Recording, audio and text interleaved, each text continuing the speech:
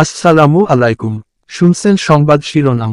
ব্রাহ্মণবাড়িয়ার উজানিশালায় মোটরসাইকেল ধাক্কায় অজ্ঞাত পথচারী নিহত।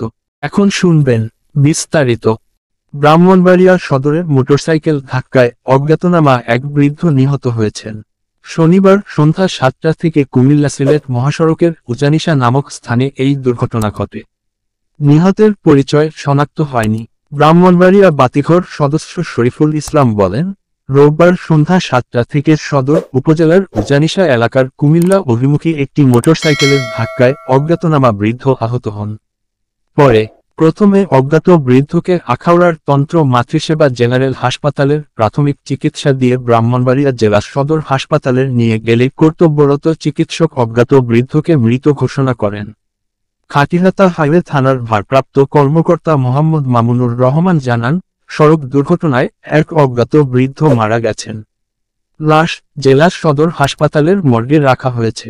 তিনি আরও জানান, ওই বৃদ্ধের লাশের পরিচয় শনাক্তের জন্য বিপিআইকে ফিঙ্গারপ্রিন্ট নিতে বলা হয়েছে।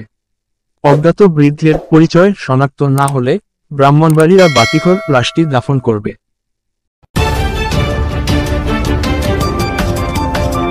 ব্রাহ্মণবাড়িয়া 24.news